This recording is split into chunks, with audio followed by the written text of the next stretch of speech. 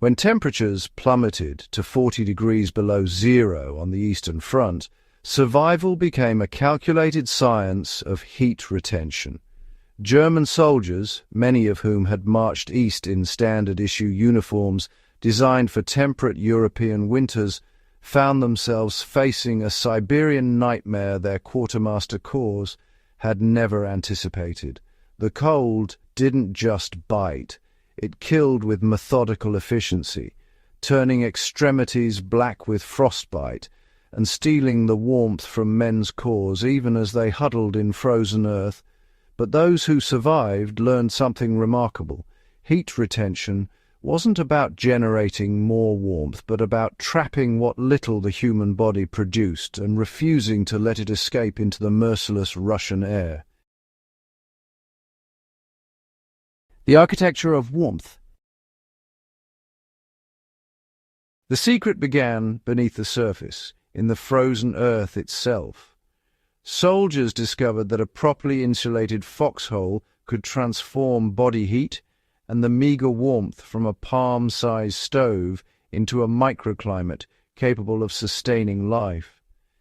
They called it hotboxing, though the technique bore no resemblance to its modern namesake.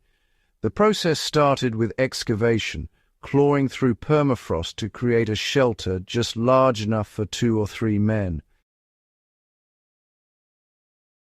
Once below ground level, soldiers lined every surface with whatever insulating material they could scavenge. Pine branches formed the first layer, their needles creating thousands of tiny air pockets that disrupted heat transfer. Straw, when available, came next, stolen from abandoned farms or pulled from the thatching of ruined peasant homes. The Russians had known for centuries that straw's hollow cellular structure made it nature's perfect insulator, and German soldiers learned this lesson written in frozen blood. The roof mattered most. A foxhole covered with logs and packed earth would hemorrhage heat straight up into the night sky. Instead, survivors wove dense mats of branches, layered them with straw, then covered everything with snow, counterintuitive as it seemed. Fresh snow, with its crystalline structure full of trapped air, provided an insulation value that even modern materials struggle to match. Inside this cocoon, a soldier's breath, his body's meager 100 watts of metabolic heat, and the focused flame of an Esbit stove could raise temperatures from lethal to merely miserable. The layered fortress of the body. But the shelter was only half the equation. Surviving soldiers became walking examples of thermal engineering, their bodies wrapped in salvaged layers that created what modern survivalists would recognize as a vapor barrier system. The technique started at the skin with whatever wool could be found. Thick Russian-style underwear when they were fortunate enough to strip it from enemy dead, or their own increasingly threadbare long johns when they weren't.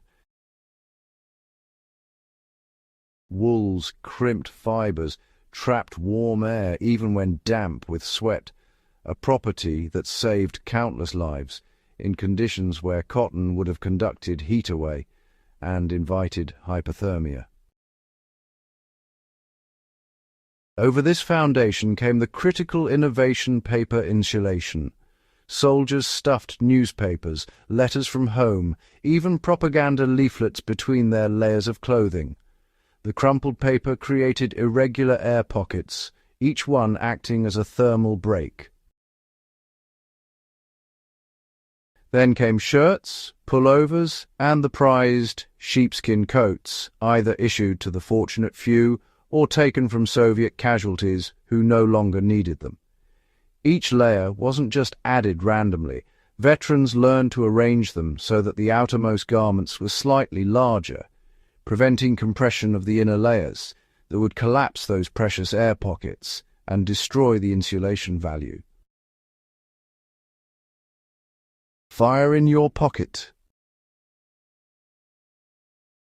The German Esbit stove represented battlefield ingenuity at its finest.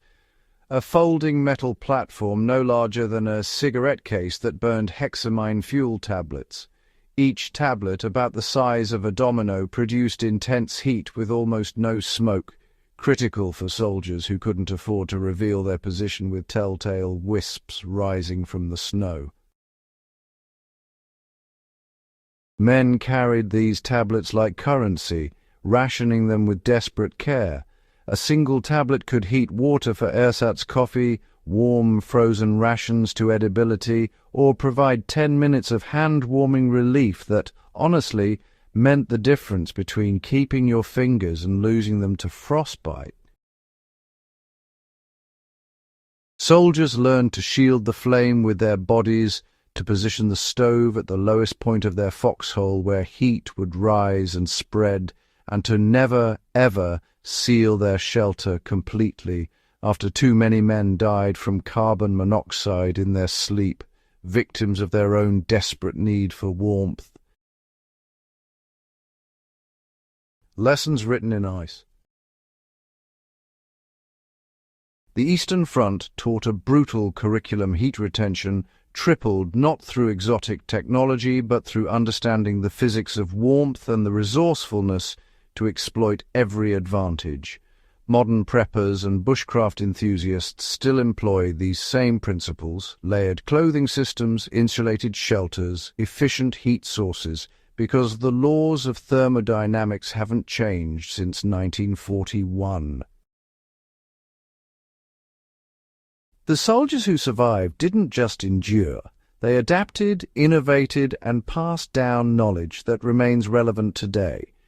If you value the hard-won wisdom of those who faced history's harshest tests, subscribe to Fieldcraft Chronicles. Share this with anyone who understands that true preparedness means learning from those who had no choice but to get it right. Their survival was your education.